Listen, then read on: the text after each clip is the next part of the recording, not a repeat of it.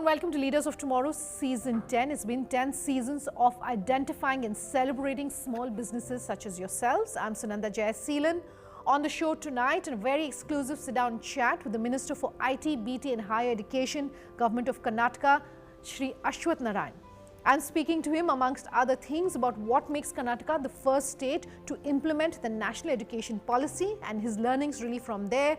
Also, why Karnataka and Bangalore continues to remain one of the best places to do business as far as Indian as well as global startups are concerned, and whether at all he's worried about the current round of layoffs that we're seeing in Indian startups, and also the money that's being pulled out of the VCs, Ps, etc., and whether he's concerned at all about that. Listen in.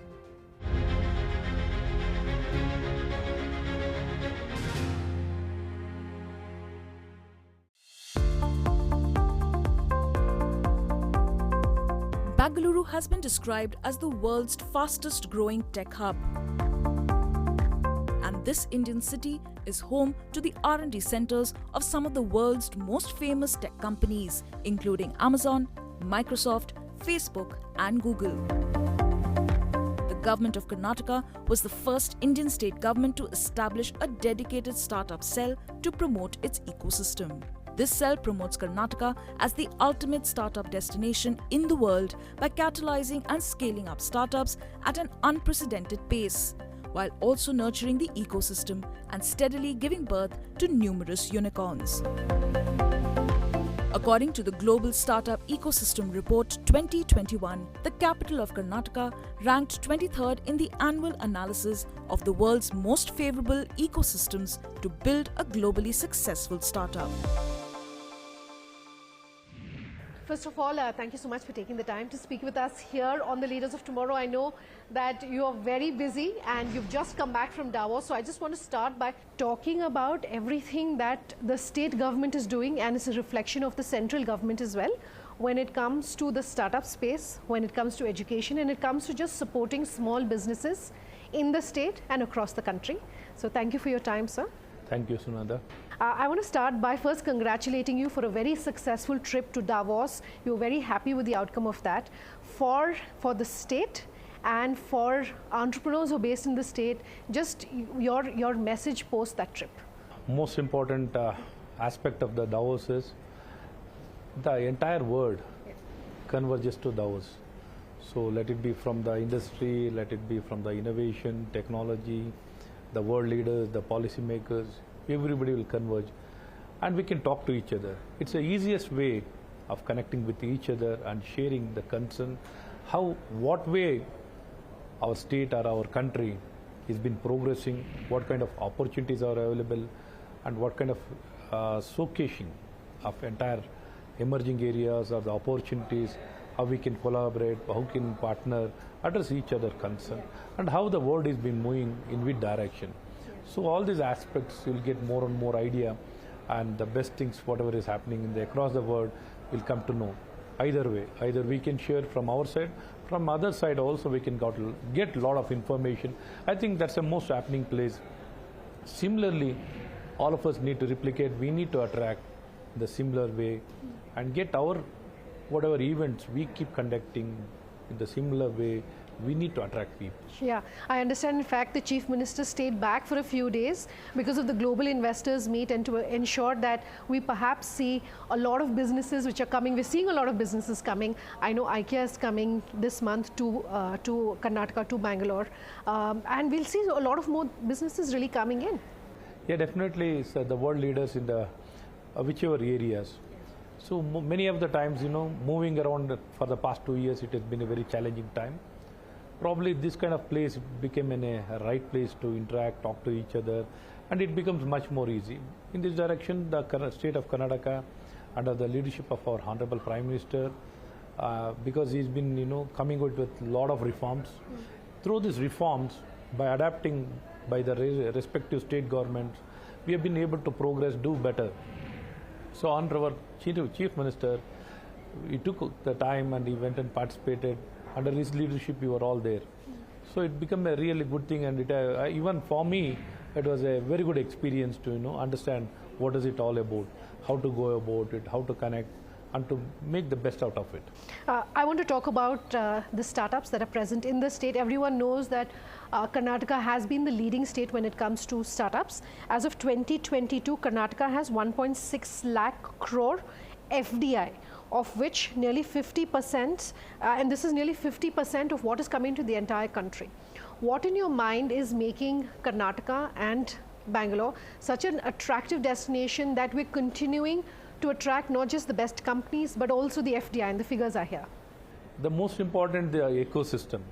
In the state of Karnataka, under the leadership of our Honorable Prime Minister, who brought in the kind of, the kind of changes in the framework or in the system, facilitated and encouraged. In the past 80 years, probably, we could see that, witness that kind of changes.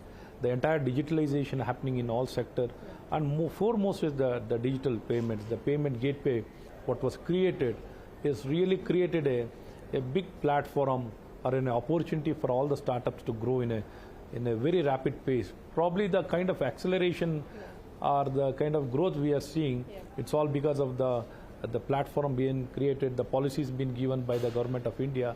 It's been really very encouraging. We caught up with that. So the state of Karnataka had an excellent ecosystem where we had a skilled manpower. The talent was there, the VCs were there, and the right opportunity and adaptation. So the entire world, we had a very good connection with the entire globe for past many years. The Bangalore, initially it started the post-independence. It emerged as a science city. From science city to technology, from technology the innovation all started, and the engineering. So that's how it has grown over the time. And we share a very good relationship between the industry and the government. And the government has been working very closely with the industry to address and facilitate and enable. Probably by doing so the right things, we are able to emerge as the best location, the best destination for investment, and more so the kind of R&D or the GCCs, GICs put up in Karnataka and Bangalore are in plenty. So probably all these things, encourage the cross-pollination and a right environment and ecosystem for us to thrive. Probably we need to further sustain that in a much more better way. I very briefly also want to talk about the fact that we have nearly 13,000 startups in Karnataka as of date, compared to 57,000 across the country. That's a very sizable portion. Looking ahead, what kind of startups do you think will get attracted to set up base here in the state? Basically, we need to come out with a right environment and encouragement, facilitating what needs to be done to encourage the startups to be established, the simplification of the entire process, the ease of doing business, the registration. From the registration it starts to mentoring, incubation, and as well as the market access opportunities. So all these things has to come forward. So this coming together and converging in a right way can encourage and trigger in a very big way. Probably more than the numbers, I feel the kind of, the real genuinity in the startups. Since many of them don't know really what a startup. They registered for the sake of doing business. The startup is coming with an innovation, with a new solutions, how to do better. It is a more doing better. It is not just, registering as enough in a startup doesn't mean anything. It's all the value, what is in that startup makes the difference.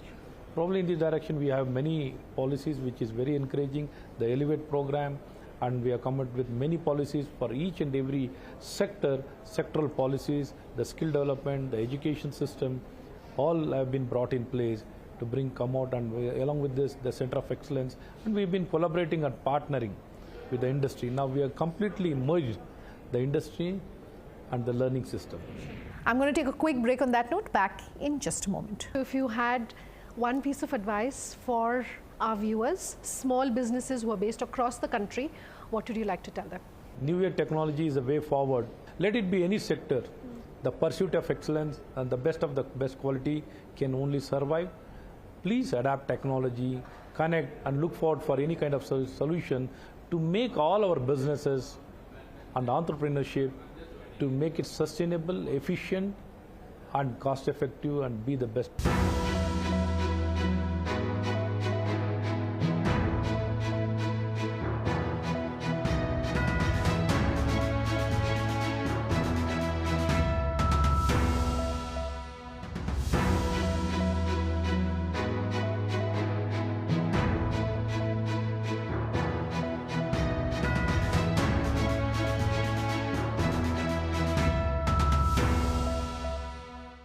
Welcome back. With us here on Leaders of Tomorrow, and our Leaders of Tomorrow icon tonight is the Minister for IT, BT and Higher Education, C.N Ashwath Narayan.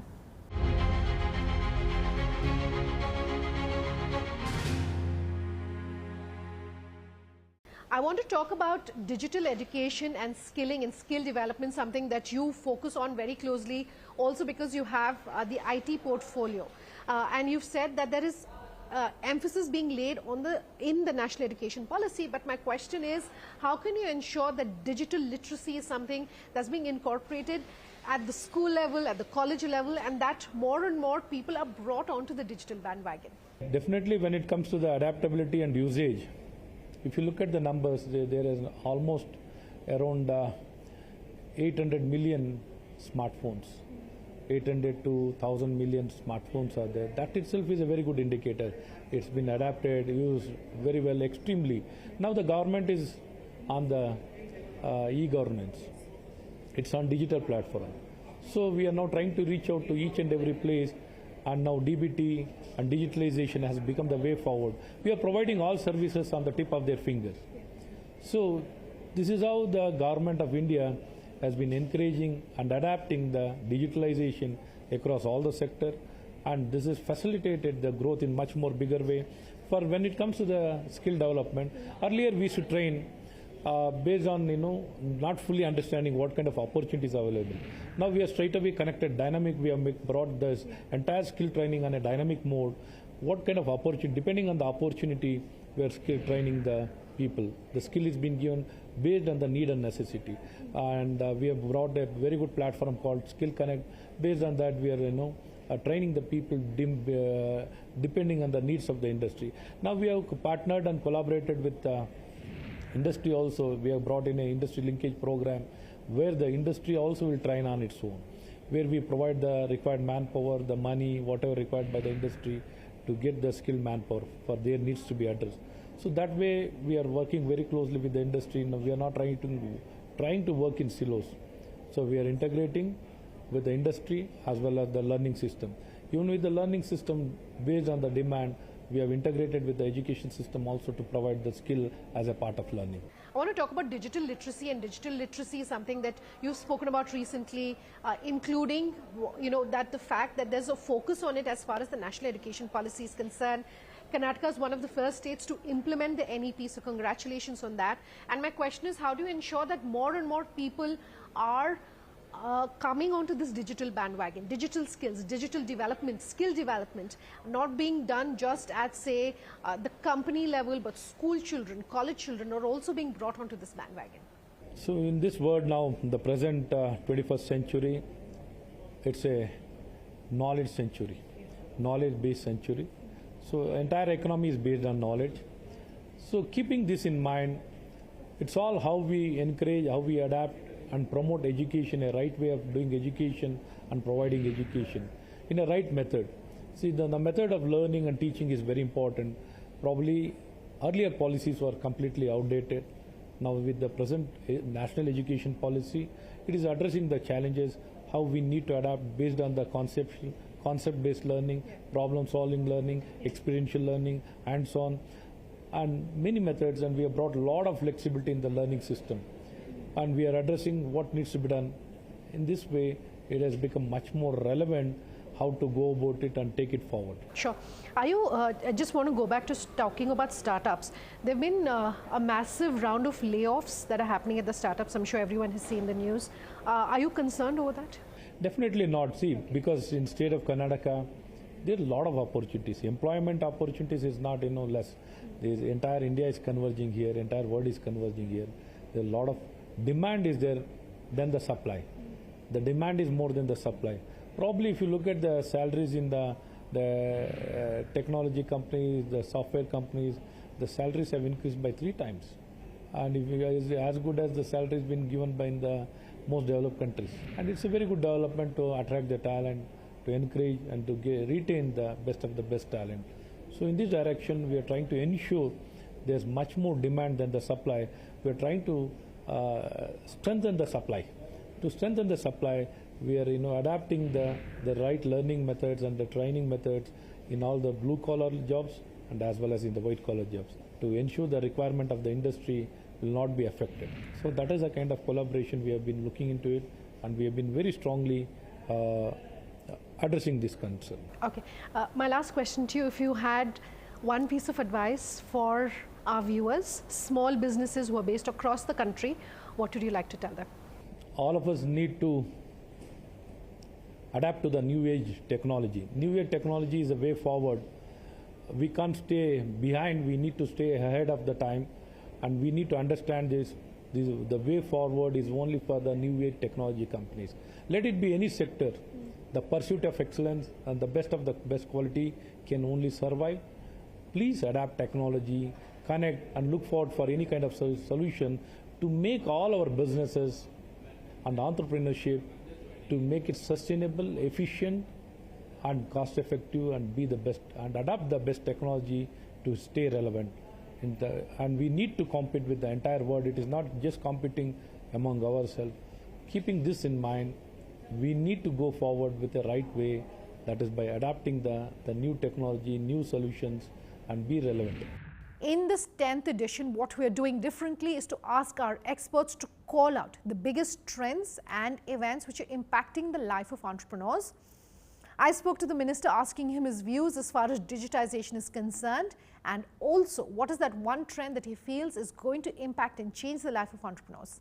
Listening. This is a much needed program to address the challenges what we will be forcing or will be facing in future. So to get up in this direction, we need to understand what are the challenges to be the leaders of tomorrow. So how to go about it, how we need to work as in a team, we need to co-work with all other segments to be relevant. By adapting the right methods and the right technology and the right business model is the need of the hour. I would request all of you to stick on, don't ever go for a shortcut. You need to understand where you are, what kind of competition is there in this sector. Based on the right understanding, you need to take your time, plan properly. If you don't plan properly, you'll face a lot of challenges. So the most important takeaway of this program is plan properly, understand the nitty-gritties and the challenges. Each and every small concern need to be worked out very well. Talk to the mentors, talk to the experts, talk to all the people who are involved in that field to understand the real challenges. Fully understanding the subject or the area will give a lot of trend, and with a good homework, you can definitely have 100% strike rate. You need to have 100% strike rate. You can't take chances. There is no second chance. But we need to celebrate also the failure also. Doesn't mean you should be scared of failure. You need to face the failure challenges. At the same time, always our focus should be how best we can succeed. That's the most important thing. I wish all the leaders of tomorrow to do the right homework, understand the things, and work towards the future. And the one motto we need to have in our life is to have pursuit of excellence. That is the culture. That is what we can do in our life to serve the society, to give the best to the society. It is not just, addressing our livelihood or doing business. The purpose of doing all this thing is to serve the society, to give back to the society. That should be the main motto. To address that motto, we need to have the culture of pursuit of excellence. Please look into this. This should become the culture. By doing so, you can do very well with regard to your future, whatever plans you are having, whatever business plans you are having, whatever establishment are going for the entrepreneurship, you can do definitely well by having a right plan and a right homework. I wish all of you all the best for the future leaders. All right. Out of time on tonight's conversation. If you have any feedback for us, do let us know. Our contact details on your screens as we speak.